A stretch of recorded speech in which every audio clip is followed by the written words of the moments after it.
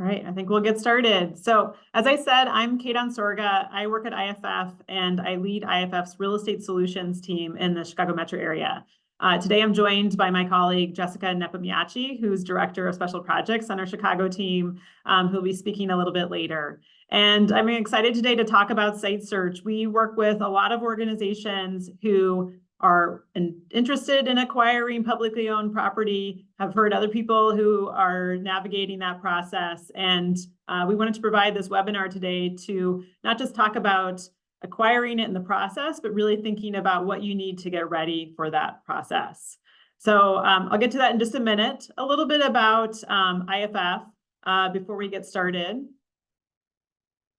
So IFF has a mission to strengthen nonprofits in the communities they serve. So we do that by working primarily in the areas of facility and finance, but we believe that nonprofits are engines of change in community and work directly with the people and the communities, and that by working with these nonprofits, we can really support the people in the communities.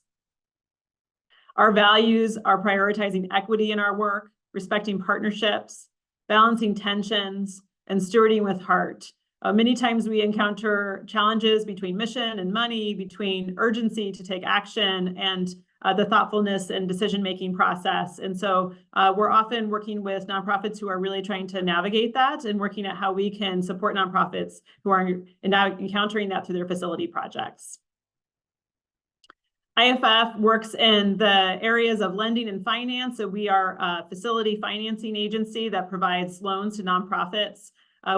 As myself, I work in our real estate solutions team, and we provide real estate consulting services to nonprofits who are planning and executing real estate projects. And we also do a lot of research in the nonprofit space. And then at the center of that is our community development work, where IFF sometimes acts as a developer and bringing all of those together to bring about change.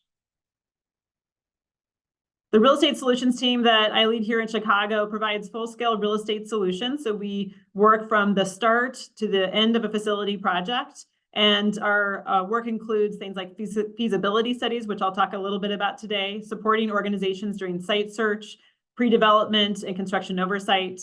Our team includes project managers who do the upfront project planning, understanding capital sources that nonprofits frequently are pursuing for facility projects, as well as having team members with architecture and construction backgrounds to help provide design and construction oversight during those phases of a project.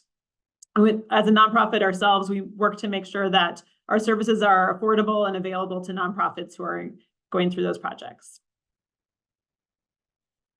So our agenda today, we'll talk a little bit about our learning objectives, what I hope you walk out of here with, and then how you can get ready for a site search phase.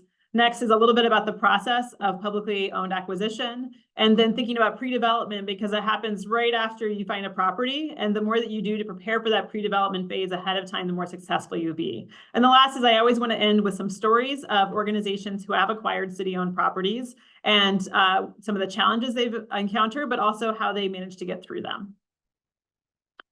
So our learning objectives are to understand site search readiness. So what is the right time to start looking for properties, and what can you do to prepare? Many times people start looking for properties before they have kind of all the foundational information that they need, and that can delay the process or lead to some back and forth challenges of looking at multiple properties before they find the right one.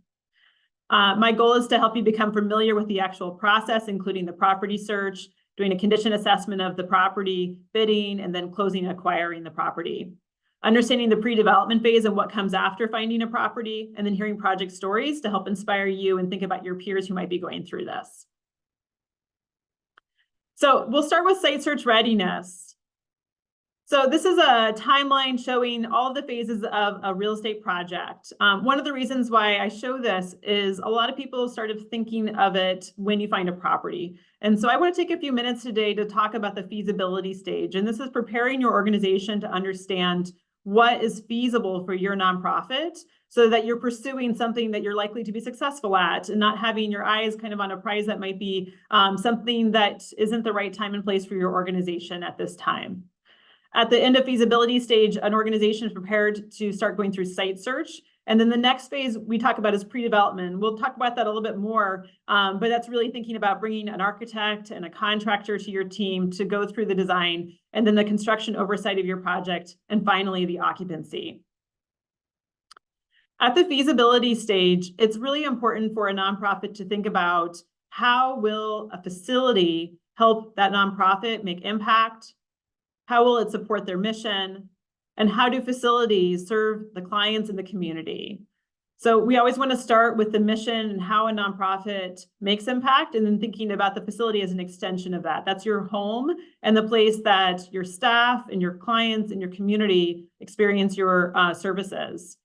And so through that work, often we're talking about the proposed business plan. So this is thinking a little bit about both the impact and the money side of it, right? What are the revenues that are associated with how you deliver your services? What are those expenses? And how might those look like today? And what would a facility plan do to change your business plan, to change your revenue expenses? In this conversation, it can lead to understanding more about the physical spaces that you need in a building. So do you use classrooms to deliver your program? Do you use exam rooms as a health clinic? Do you have beds if you're a transitional living program? So what are the types of physical spaces that you need to be successful? What are you using today, and what's working or not working about how you use your facility space? How can you plan intentionally so that you have those physical spaces if you don't have them today? Then the next is to think about your geography. Who do you serve today? Where are your clients? Is this facility project going to bring you into a new community through partnerships that you're exploring? Or is this relocation of an existing site? And so what are those kind of boundaries of where you're looking to go? What unique facility requirements do you have? It could be kind of a physical space. We're working with an organization that does circus arts and thinking about the ceiling height and the rigging and how they hang those spaces. It could be around the location. Do you want to be in a residential neighborhood or a commercial neighborhood? It could be thinking about other types of needs like parking or other types of facility requirements. If you have an equipment van that needs to be able to unload, it could be security requirements and thinking about the population you serve. And this is often at the feasibility stage when an organization thinks about leasing versus buying and what their ownership and occupancy might look like in the facility. We recommend at the feasibility stage that you start to think about potential funding sources. These funding sources listed here are really capital funding sources. So they're going to be how you would pay for acquisition, development costs like construction, and other soft costs like bringing an architect to your team. But I also encourage you to think about your business plan and thinking about if this facility is going to be growth for your organization, how you might be prepared to grow your revenue to be able to occupy a larger space. And that leads to the next step. So who have you engaged as a decision maker? Do you have other staff on your team? Have you worked with your board? And what's your role of the board during decision making in this facility process? And what are your decision-making criteria? So is it about your budget? Is it about program impact? And how can you bring some criteria to your decision? So as you think about different property choices, design decisions, and cost impacts to your project, you're able to bring that decision-making criteria to help you make those decisions. This helps you think about what facility option is the best solution. So thinking about the size, location, the square footage, are all part of that facility option. And then this helps you set your site search parameters, which we're going to talk about in the next slide. Also, it could be a time where you raise questions about something that's coming up that you'll be encountering during site search and thinking about those team members that you want to have with you to be able to support your decision making. So at the end of a feasibility stage is when we would recommend having kind of your project parameters defined. And so this is listed on this slide and the next slide. We start with the geography boundary. So do you have north, south, east, west street boundaries? Is it a municipality? Is it a ward? Are there political guidelines? Are there other geographical things that would be helpful as you start to limit your search? Starting with a very, very broad search can be more flexible and have more properties, but it can also mean that you're sifting through very, very large number of properties. And so being more focused can help you kind of narrow that down. Understanding your space needs. So this is what I was talking about. Usually this is like a number. So it's, putting kind of the size of all of your classrooms, office spaces, and other program requirements onto paper, thinking about the size of those spaces and adding it up so that you have a square footage number that you're using to help sift through properties. And then the last is those property criteria I mentioned. So things like neighborhood characteristics, parking, transit, building type. So thinking about being a tenant in a larger building versus having your own building that you own and control all the spaces in. Additionally, this is when you start to think about your budget. When we work with an organization who's starting a site search, we're using typically that square footage number along with construction assumptions to do what I describe as back of the envelope budget assumptions. So if you're looking for a 10,000 square foot building, starting to think about, are you looking to do new construction? What would be the construction assumptions about new construction on a lot? Are you looking to renovate a building? Are you considering both options, and starting to have some information so that you're prepared with what those budget numbers would look like when you pick a property? And then also, this is the time to think about your operating budget. What's your annual operating budget today, and how will facility impact change that? So how might you think about growing your program revenue and expenses? How long will that take? What's your ramp up period to a larger space? And also importantly, any changes to your occupancy costs. So do you rent space today?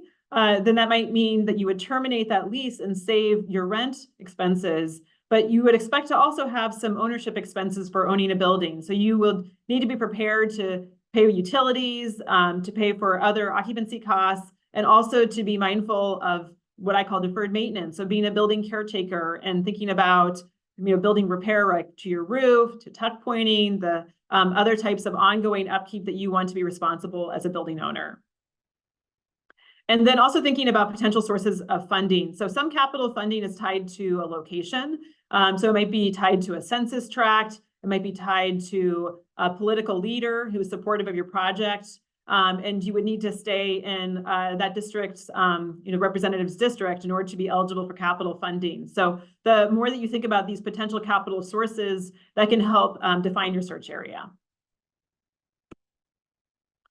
So this is an overview of the site search and due diligence stage. There's a lot on this slide here, but I really want to just capture it because it really covers all the things to be thinking about during the site search phase. One is thinking about your own expectations of a timeline and how fast you think you might be able to identify a property. We find that organizations going through a search for publicly owned property might have a longer search. So if you're looking to acquire through the city of Chicago, for example, there's limited opportunities to place bids on city-owned properties. And so it might be that you have to wait for the city to post those properties that are available for bidding on the website. And then after those bids are closed, you might have to wait a period of time before they reopen. If you're looking for a very small geography, you might have a longer search than if you're looking in a larger geography. Often we talk to organizations about the pros and cons of working with a real estate broker or a project manager like IFF who supports with facility assessments to understand facility condition and think about budget planning and timeline planning. Just something to know about brokers. Brokers are typically paid on a commission if a property is commercially listed. A seller would give a % of the sales commission to the buyer's broker. And so often this is something that would not come out of your pocket. You would not be responsible for paying for it. But the exception to this is off-market properties. So that's what we're going to talk about today, is really focusing on properties sold by a city, by the archdiocese. And so in the event that you are working with a broker, you should have a discussion with the broker about expectations for compensating for their time if there's not going to be a sales commission on those projects. So many times we recommend organizations think about off-market properties like publicly owned properties before they start working with a broker. But one challenge that I recommend thinking about this is if you only look at City of Chicago owned properties or publicly owned properties, that might be limiting you from thinking about that full portfolio of properties that could fit your project. And so while we do recommend you look at off-market properties, thinking about what your other options are is really important. So if you're only looking at new construction on a city-owned vacant lot, you might be missing a commercially listed property that's around the corner that would actually be significantly more affordable to renovate than doing new construction. And so that's one of the goals of a feasibility stage of a project, is to start to come up with some development scenarios and assumptions around scenario A and B, which might be building new construction compared to finding a commercially listed property and renovating it. And that when you see what those choices are, you're able to understand the decision-making criteria and how that would affect your organization. At the next step, we would recommend creating a short list of properties. And so this is really thinking about what are the properties in your area that fit your needs in terms of square footage and location, and then evaluating them for your program and for your budget and for timeline, as well as organizational impact. Then narrowing these to 2 or 3 sites and starting to think about construction scope and cost, still usually what we call a back of the envelope, so based on construction assumptions and cost per square foot. Revisiting your own operating pro forma and thinking about revenue and expenses of those projects, and then thinking about any due diligence. A really important step is to understand the zoning, whether your programming would be allowed as of right. So that means that the current zoning for that building would allow you to operate that program. And if not, what that would mean in terms of rezoning your project. At the end of this, if you haven't found a property that meets your budget, that would be the time where you might think about revisiting your site search criteria and what you could do to change your budget, your geographical boundaries, potentially your square footage of your proposed building, so that you would be able to find a property that would fit you. All right, so now we're going to talk a little bit about publicly owned properties. I know many of you are here to learn more about this. Before we talk about the city process to do it, we want to talk a little bit about what to know if you're considering publicly owned properties. So many nonprofits look for publicly owned properties because they think it's more affordable. So a lot of nonprofits hear about the dollar lot, dollar property, dollar, a closed community center, closed library that the city might have, that the city sells for $1. And so they really have this idea of $1 in their head of what this project's going to cost. But I want to talk about some of those assumptions that might be missing is thinking about the environmental condition of properties. So typically, if a municipality is selling a building for $1 or for a very low price, that the assumption is that the property is going to be sold as is. And so that means that the environmental cleanup is going to be a buyer's responsibility. So this may include you're responsible for doing soil remediation if there's contaminated soil, as well as tank removal and lead and asbestos remediation. So this can add a lot of costs. And sometimes this environmental remediation needs to be done before you acquire the property. So this can be bringing in consultants who are doing inspections of the property, and you're responsible for paying for those environmental costs before you've taken ownership and potentially remediation. So we've worked with several organizations that have acquired city-owned properties and paid over $100,000 in consultant fees and remediation before they've even acquired the property. So this is a significant cost that you should really be mindful of. The city has worked to better understand, in Chicago at least, the environmental condition, but sometimes the property would require a phase 1 and a phase 2. These are initial inspections of that property to understand the condition of it. The second is building condition. We worked in many organizations who have acquired closed Chicago public schools, former firehouses, former libraries. These properties may have been vacant for years, if not longer.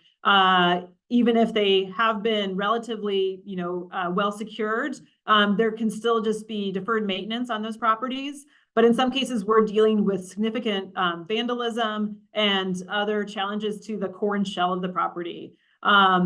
This can be very expensive. There are situations where we worked with nonprofits acquiring former city-owned buildings, and the renovation costs have been as much as what new construction would be. And so I particularly encourage you, if you have a program design that is something specialized, that working with an existing structure that is really just down to core and shell could limit your floor plan design. And so thinking about whether something like a closed school or a closed police station is conducive to your program design. Later, I'm going to talk about Chicago Children's Theater, which acquired a former police station. And, as the contractor on that building pointed out, like it was built incredibly solidly as a city-owned property. That meant it really was hard to do demolition. And so the organization was really working within that core and shell structure and floor plan to be able to design their own programs. And so if they had designed a new construction property, they may have ended up with a different design plan. And so thinking about the pros and cons of working within that existing structure. Other things to think about, in this slide, we're going to talk about fundraising, the timeline, and community engagement. So in most municipal-owned processes, the organization is not able to acquire the property until receiving a building permit, so completing all of the design, and then engaging a contractor to put a construction budget and scope together, and obtaining all the project funding. So this is a challenge because many funders want to see evidence of property ownership if they're going to provide a capital grant for your project. Just to better understand why a city may not want to close on the property, the city's concerned that someone at an early stage will plan to renovate a building and then will not be able to raise all the funds, or it will take a very, very long time. So once the city has sold the property to the organization, the city kind of loses control over that. And so the city is interested in particularly seeing that vacant lots are redeveloped. And so this is, we talk about balancing tension, and this is a big tension of how an organization can successfully do fundraising if they don't own a property, and how that's balanced with the city's process of not letting the property be sold to someone until they demonstrated they have all the funds and the design and construction readiness to be able to pursue the project. Next is timeline. The timeline to acquire publicly owned properties is longer than privately. It would be likely much faster to acquire a private owned property. One of the challenges of acquiring private owned properties is that you would need to have the acquisition funds to be able to purchase that property at the private seller's timeline. And so if you're looking to buy a property that's, say $1 million, then where's your ability to fundraise to be able to have the $1 million to acquire it? And then also being prepared to have the holding period of that. And so being responsible for security and building upkeep during that holding period. But in terms of being able to close on a private property is typically much shorter time period. A city process often is going to require city council approval, aldermanic approval, and other approvals before you're able to acquire it. And the last is community engagement. So many publicly owned buildings have previous uses that have significant community attachment. One that's very much present in Chicago was the large number of closed schools. And so what is your plan to engage community in your proposed design? This is an opportunity to pull people into project planning stages. We'll talk later today about the organization Latinos Progresando that redeveloped a closed public library. And, now people come into that space and remember being in that library as a kid and going to summers there. And that can be a really positive opportunity to be someone who is, developing this space that had such a long community history and to continuing to be a community center space for that, community. But it also means that you're working with the community to pull in voices and thinking about and updating them along the way, especially if it's a long process that's taking some time to do your fundraising on. All right, I want to take a minute to talk about the true cost. So here I was talking about some things to think about. Let's bring some research to this. So Kresge published research about what they call the true cost of a dollar building in 2015. They worked with 17 organizations. All of the organizations were arts and culture organizations. And while it may seem that 2015 is a long time ago, I just want to say that their research actually spanned decades. They were looking back as much as 30 years of organizations who had acquired properties either for free, sold for $1 significantly under market rate, or were leasing them for $1 a year. And they had three findings that I've found myself in my work with nonprofits to be true. Not just in the arts and culture space, but across many nonprofit sectors. One of the first findings was that stakeholders had different motivations, that sellers, municipalities, for example, or other people who are donating a property are really motivated by the community impact. And the buyers are often really motivated by a great bargain. They think this is a good deal. And that sellers and buyers rarely discuss these motivations up front. And importantly, these motivations often didn't hold true at completion. So the buyers realized at the end of the project that they may not have been a good bargain, that the construction costs were significantly more, that there was a lot of legal and pre-development costs that they had to fundraise for, and a surprise, and were prepared for it. And it created a lot of stress and financial challenges for those organizations.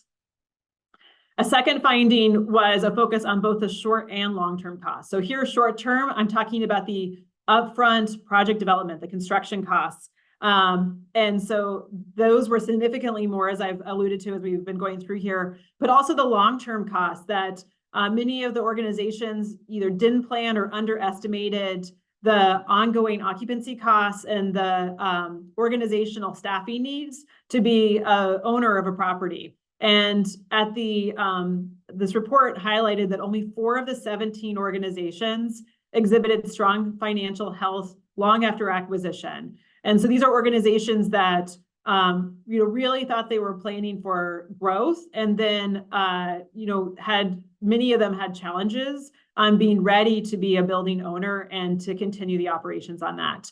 Of the 4 that were in strong financial health, they were often best prepared to understand the staffing needs of being a building owner and be prepared financially to pay for deferred maintenance for like roof, core, and shell maintenance of the building. Those were the ones that had the strongest financial health decades later. The last one is that facility projects often led to major organizational change. And so this is really, highlighting that many organizations are growing, not just, in small ways, but in big ways when they pursue a publicly owned property. So significant square footage, they might be taking on the responsibility of leasing to tenants, and that this really changes their operational model. And it also led to organizational culture change. And many of these organizations had kind of a sweat equity culture of accepting donations, of working with volunteers, and that this shift into being a building owner put a lot of pressure on that culture and changed their organization significantly for it. And so being prepared, if this is something that you want to do as an organization, of how you're working within your own organization to prepare for this kind of culture change.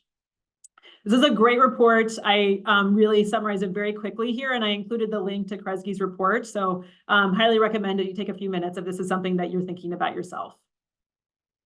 All right, so now I'm going to pass it off to my colleague, Jessica Nepomniachtchi, who I said before is our Director of Special Projects, and she's going to talk a little bit about the City of Chicago acquisition process. Jessica?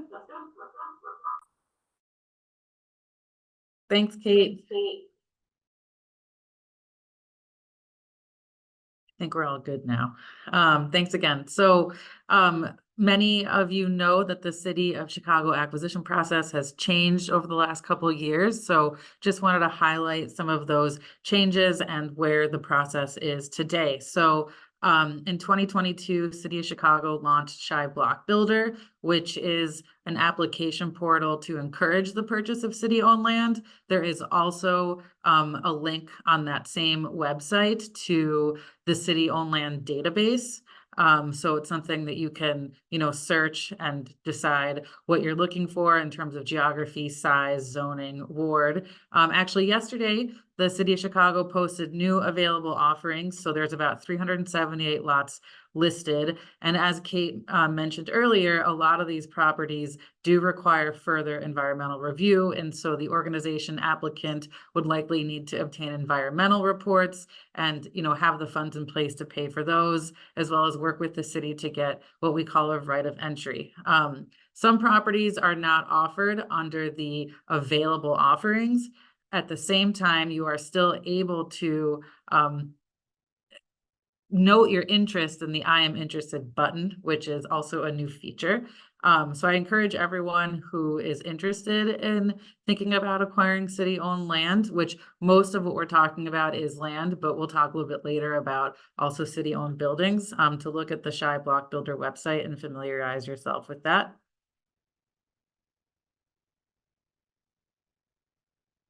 So what to expect if you're acquiring through Block Builder. Basically, it's the move is to be as transparent and competitive as possible in terms of marketing city land. And the city has different intentions or uses for each lot. And so depending on what kind of development you're thinking about engaging in, whether it's multifamily or community development, urban agriculture, there's different types of lots that are listed under those categories. One of the things that Kate talked about before was needing to demonstrate project readiness. So having your capital funding in place, your timeline, and your development. And then to actually get site control, the applicant needs a building permit to close on the property. And that means you also have to have all of your funding sources in place. And this is why some of the process is longer and different working with publicly owned property versus private property, because with private property, you're often able to, as Kate said, acquire the property and hold the property until you get your financing together. Whereas with the City of Chicago process, you need to be able to have your financing in place and your permit before you're able to close on the property. Other publicly owned opportunities for property include the Archdiocese of Chicago. We've included a link here of different properties. One of the things that you can search is lease or buy. One of the things to think about is archdiocesan properties often have major renovation needs as well as accessibility needs, deferred maintenance, that, as Kate mentioned earlier, sometimes the cost of renovating these large buildings that are much older do come out to the cost of new construction, depending on the condition of the building.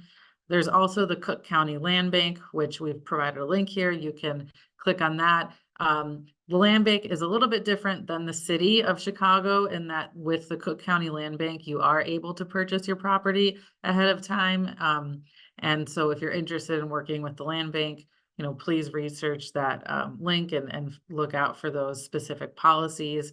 And then, of course, there's mission-aligned donors and investors. So if there's a foundation, an organization that is interested in working with you to purchase a building or buy a building, one of the most important things ahead of time is to review the motivation of both the buyer and the seller, understand the project terms. So is the acquisition or construction expected within a certain timeline? What happens if you don't meet that timeline? Understanding your capital needs and ongoing maintenance. So these are some things to think about when you're engaging in a city or publicly owned process. I'm going to shift back to Kate and we're going to talk a little bit more about pre-development.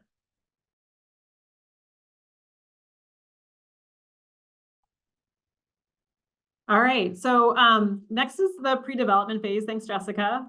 We're going to talk about what happens at pre-development. And the reason why I really wanted to include this today and not just end with site search is that a lot of things happen very quickly once you start to close in on a property. And that's where the timeline you really need to evaluate if a property is good for you. It may mean that you need to work with an architect, potentially someone like IFF to do more kind of back of the envelope assumptions around your project budget, potential sources of funding that you're going to be competitive for, and the timeline to pursue next steps. Because readiness is often part of the competitive process of getting a property. That means that some of these pre-development stage activities are really happening concurrent with your site search and your evaluation of property. So it's both decision-making criteria for you and your organization to make sure this is a good fit. It's also part of the decision-making criteria for groups like the City of Chicago or other ones who are trying to make sure that you're ready and going to be successful if they award the project and the property to you. A lot of organizations either don't think about or underestimate the need for equity, for cash on hand to pay for these pre-development activities. And so I also want to take a few minutes to talk about how much these pre-development activities cost and potential sources of funding that organizations are often thinking about, like the big picture budget of like, I want to do a $5 million project and I'm working to find 5 million, but being able to balance that with I not only need to raise 5 million for my project, but I also need to make sure I have maybe $100,000 or $200,000 to be able to move forward with vendors and consultants to do things like environmental investigation, architecture concept design, and other property activities. So this pre-development stage here is kind of covered, talks about the financing and fundraising that I was talking about. So starting to pull together your list of potential project sources, the site due diligence of understanding the zoning, environmental inspection, survey, land ownership, and any kind of easements or other limitations on your ability to redevelop that property, working with an architect, working with either a cost estimator or a contractor, and then other kind of project readiness at the end once you kind of completed those steps. And so things that I want to specifically call attention to in the pre-development phase with respect to publicly owned property. So typically in the pre-development phase would be when you would complete all of your site due diligence. So I already mentioned doing environmental inspections earlier, because as a person who's taking responsibility of this property, this means that you want to understand all of the environmental liability of what it means to take ownership of this property. So for example, say this property historically was used as a dry cleaner or a gas station, or in many cases, it's not even quite so alarming. It's a property that had a storage tank for heating oil under it. As a landowner, you would be responsible. And kind of a worst case scenario is like if those tanks leak, if there's soil that kind of migrates off of your property into an adjacent property, like you have liability as an owner for that. And so that's why any owner should do their research and due diligence to understand the environmental history and any contamination and remediation needs. But this is also going to be a requirement for almost any sort of funding that you would get for a project from a public source, so like from the city or the state, and often from many philanthropic sources who also are concerned about liability, and certainly from a lender who might be lending you money to either bridge a grant source or to be a permanent source in your project. And so understanding what these risks are and then assigning a cost so that you understand the remediation would be important at this step. I also want to highlight, though, Jessica mentioned something called right of entry. So if you are working with a publicly owned property, you wouldn't typically acquire that and close on the property with the city, for example, until you're ready to do your construction. So that means the city continues to be the owner of the property during your pre-development phase. So to do an inspection on your site, say you want to do some soil borings to check the contamination of the soil. Say you're concerned about the construction, the design of your project. So will the size and weight of your building, you do what's called geotechnical investigation to confirm that your project's foundation design will be sufficient and successful on that site. So you need to work with the city of Chicago, for example, to get a right of entry to make sure that people can enter that. This means that you need to comply with insurance requirements, and that you also need to plan ahead with a vendor. So most vendors are used to someone owning a property or getting permission from the project owner, with a few days notice. And with a municipal owner, it can be months that you're spending coordinating right of entry. And typically, if you're going to be doing inspections, you'd want to try and consolidate them as much as possible so that you're not going back for 3, 4, 5 right of entries during the pre-development phase, and to be able to coordinate that. Unfortunately, sometimes we don't know what types of inspections are needed until we do that first report. And so this can be a kind of time-consuming process, so being prepared for that. This would be the step where you would engage with the architect for the building design. And so understanding what the existing site conditions are is important for an architect during that initial proposal and then during the design process. Typically, also, this is when you're working with a cost estimator to understand any existing site conditions. And so understanding what the soil suitability, the existing building design, those types of things will inform what the construction costs are of your project. And then, as I mentioned earlier, fundraising is usually concurrent with these pre-development tasks. And so you're working to understand potential capital sources and how site control may affect those potential sources.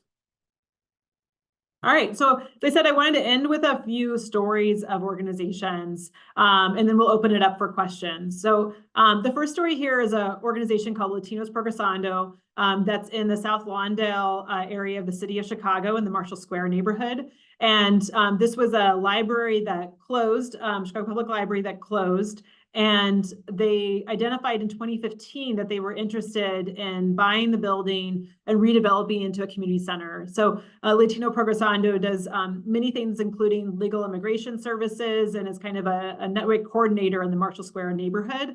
And they were interested in having headquarters space for their own organization, as well as leasing to 2 tenants, Esperanza Health and the Lincoln Park Zoo.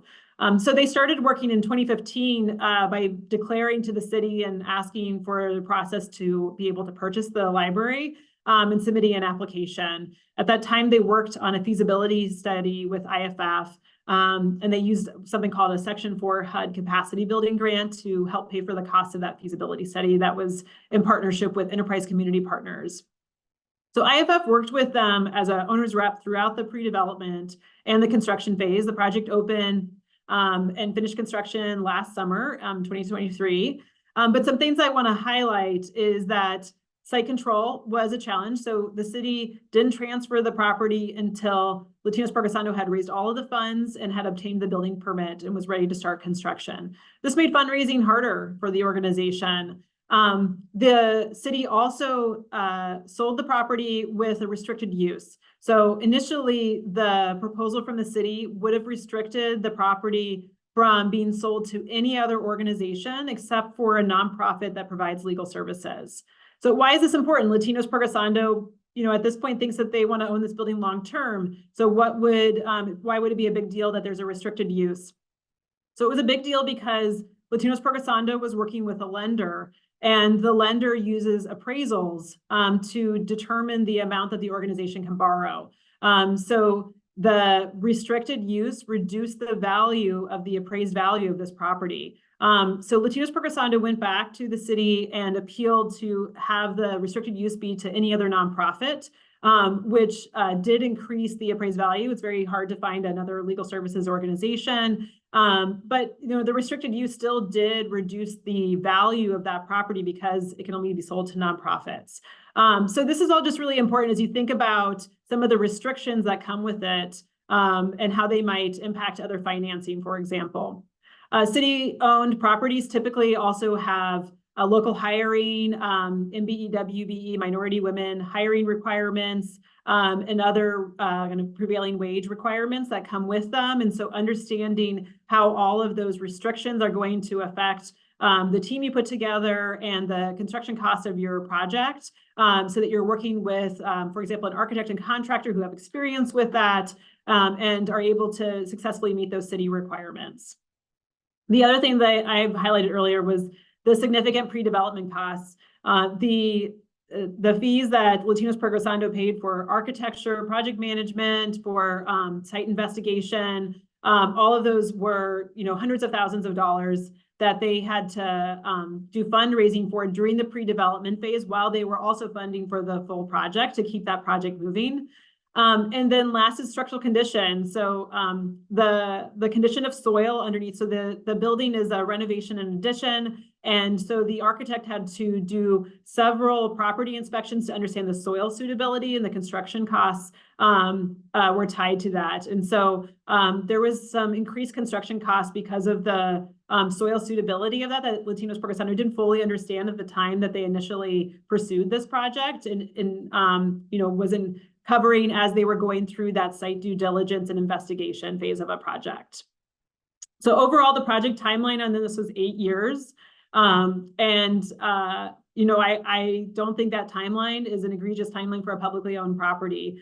So it's a long time. And I mentioned before the importance of working with community as a partner in this to keep them updated on Latinos Progresando's and their timeline to be able to deliver that project. But people who live in that community are very concerned about vacant properties and often are very motivated to see that property redeveloped. And so helping understand kind of what the challenges the organization is going through so that they're partners in that and not feeling like they're kind of left out of that timeline process. Another story here is the Chicago Children's Theater. I mentioned earlier, this is a former police station in the West Loop. This organization really wanted to have a central location. They did not want to have the connotation of being a West Side, a South Side, a North Side organization. And so that central location was really important to them. The property required really significant environmental remediation, and Chicago Children's Theater had to pay for those costs before they acquired the building. So this is a lot of financial risks that they're taking on, hundreds of thousands of dollars. So they, had pro bono legal services that were valued at $100,000. So, how can you think about legal services? Either your budget to pay for that, potentially getting pro bono. So that means someone's donating legal services to help you go through this process. And that, these significant costs are really common in dealing with publicly owned properties. So being prepared for that as you start this and not kind of finding it out as you're going through that process. As I said earlier, the contractor noted the building was really durably built, but this also had some challenges. The basement of this property had a shooting range because it was a police station. And so they were really kind of working within that existing floor plan as they designed that. And so that space is a closet for their costumes and other things. And so being able to be creative when you deal with existing facility conditions.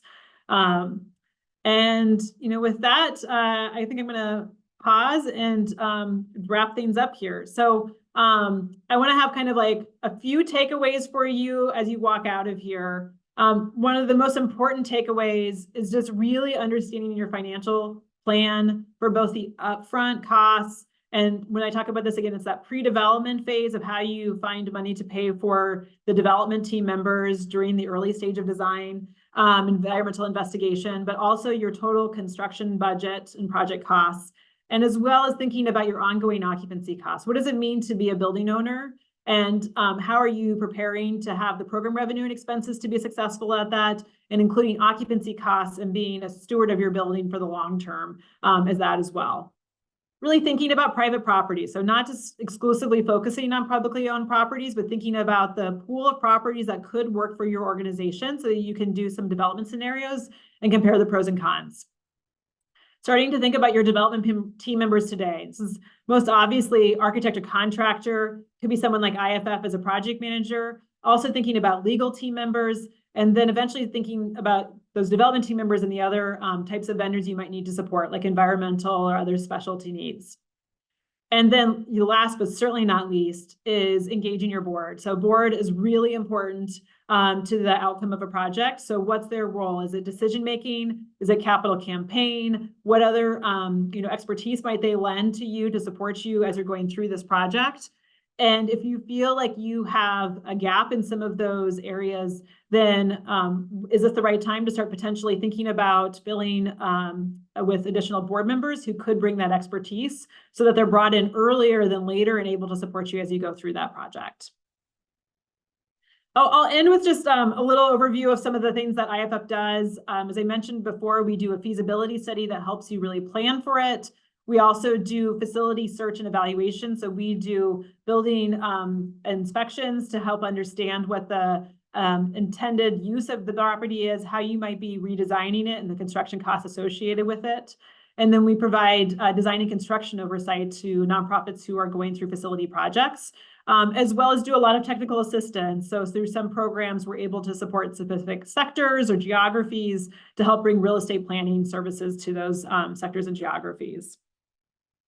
So I want to thank everyone for taking time to join today and open it up to some questions. Oh, I'm sorry, I have one more thing. I forgot at the beginning. I just want to do a big warm thank you to the Polk Brothers Foundation. So some of you today may be Polk Brothers grantees, and if so, you're eligible for reduced cost of working with IFF because of generous grants from the Polk Brothers Foundation. If you are not a Polk Brothers grantee, you're also benefiting from this webinar today, which is, Polk Brothers really works to provide real estate expertise to nonprofits planning facility projects because of the belief of it supporting their financial and program outcomes for their organizations. All right, I'll check over in the chat to see if people have some questions. If someone wants to raise their hand or jump in, you're also welcome to do that.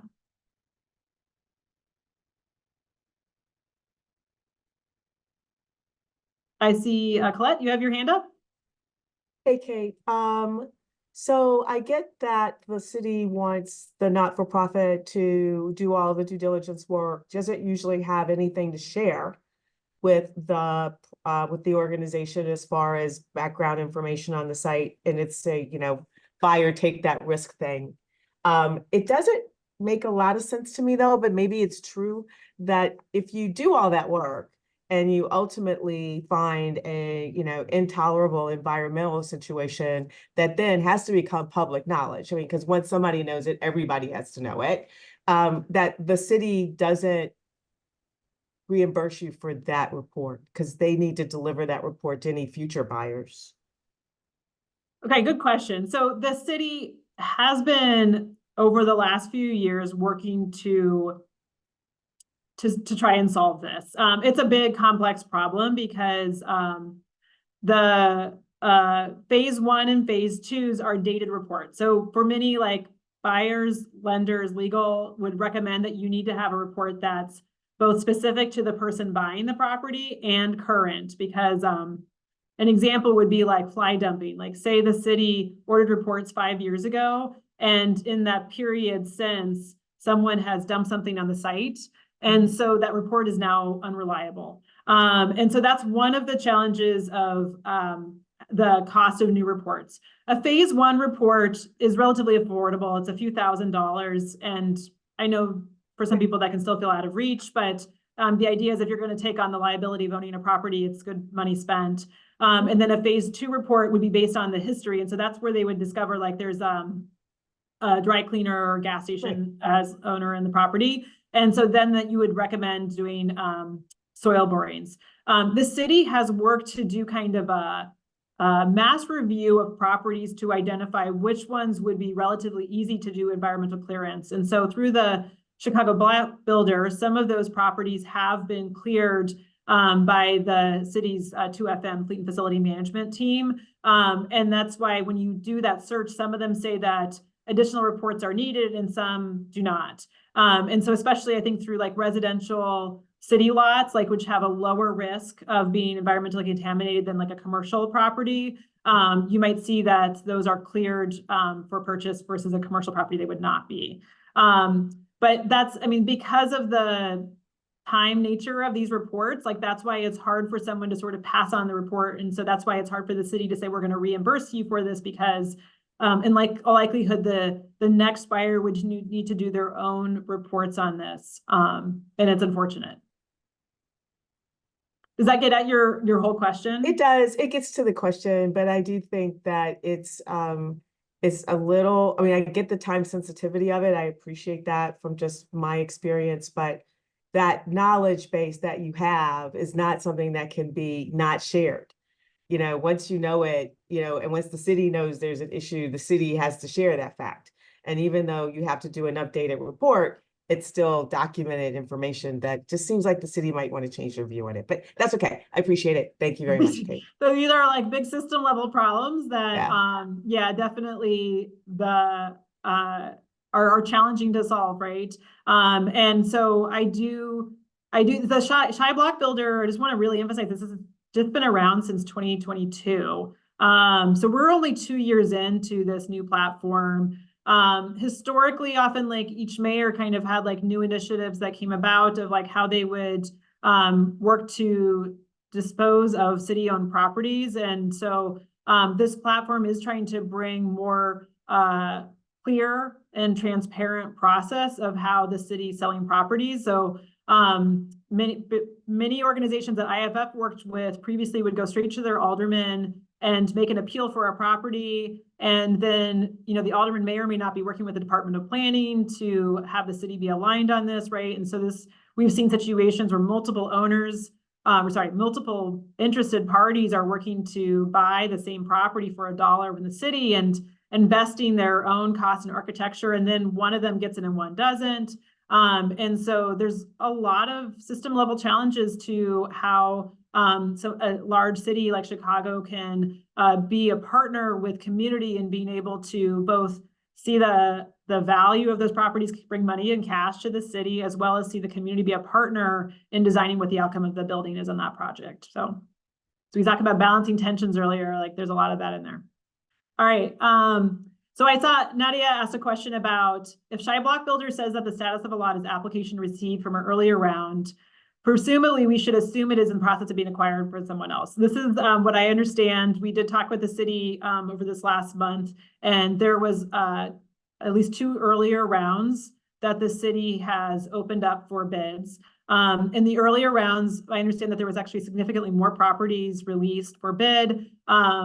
I think there is, you know, Kate probably has some questions about whether all of these projects will get to being ready to be acquired for the city. So there's a chance these properties could later come up. And you could also, if I was working on a project that required one of those, I'd be interested in talking to my alderman if the alderman has more information about who the potential buyer for that property is.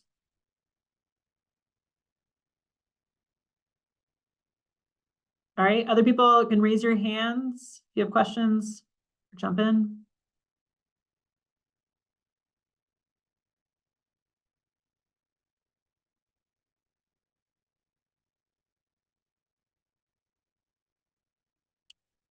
Abram? Yes, hi. So what is the once the city deems the that you're eligible for the property, what is the likely turnaround time? Because time ruins all deals. So if we're saying that we're looking to get, let's say, a bulk in terms of of properties, or if it's a school, um, how long are we to keep, our lenders, our funders, and everyone apprised if the turnaround time is going to take 12 months? So has the city indicated what the turnaround time would be for releasing these properties to the developer? Thank you. Yeah.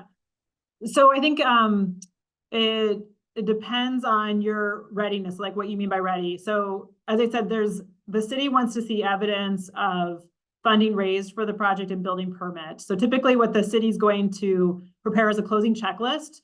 And so my experience, you'd be working with someone through the Department of Planning and Development who is helping you with reviewing your project checklist for the closing. And you would also need to go through a redevelopment agreement process that would be with staff from the city's law department. And so initially you're likely kind of working through those checklist items to show readiness, and then at the end working through the Department of Law to understand. And so, having your own legal team in place to be ready to work with the Department of Law. I'm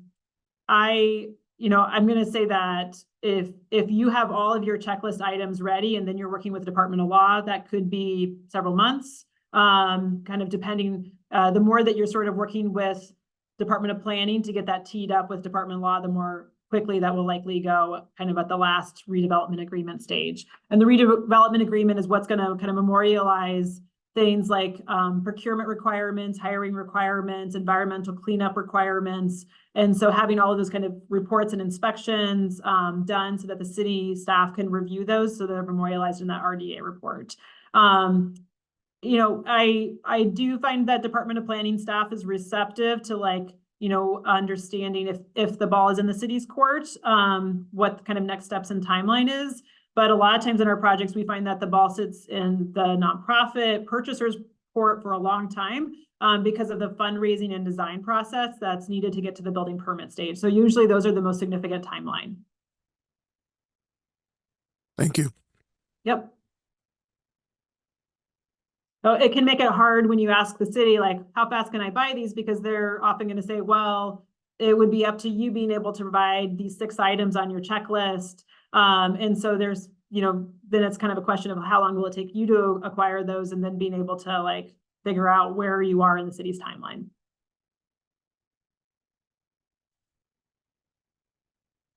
I do just also want to say there are some sources of pre-development grants.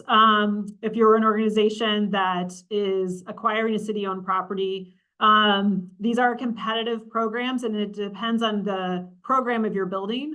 But there's programs like Chicago Community Trust has a pre-development grant fund for organizations with specific geography and programming. And so you can Google the Chicago Community Trust pre-dev grant.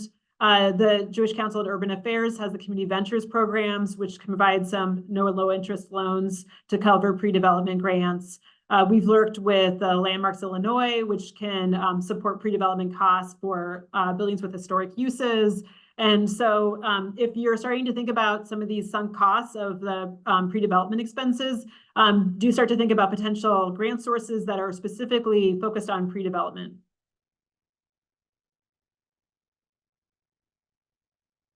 Any other questions here?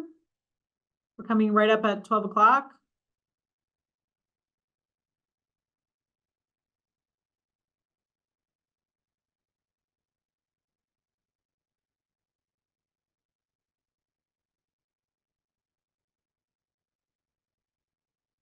All right, well, we have Jessica, my email and phone number here, and just want to encourage people that if you start planning a project and questions come up, as they almost certainly will be, that you're welcome to reach out to me and Jessica and ask questions.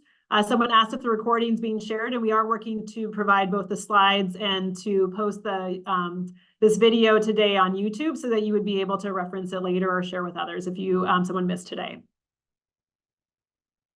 Thanks everyone for making time to join.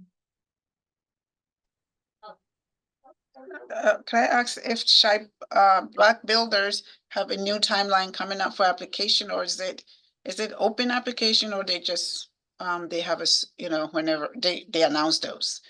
Yes, so the one that was just released yesterday, I'm still going through it all myself. I think that most of those have a deadline of between 45 and 90 days to submit bids. So certainly if you're interested in one of the existing ones, please take a look at that right away so that you would be able to put a bid in. I talked with the Department of Planning and Development about what they anticipate. They've been doing this mostly about once a year since it launched in 2022.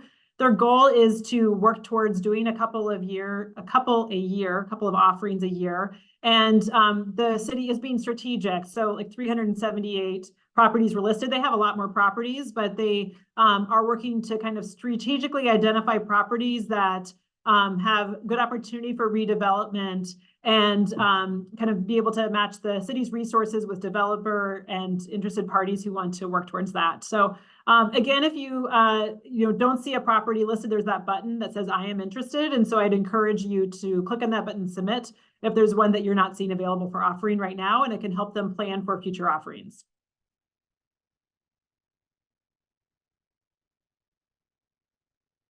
All right, thank you, everyone.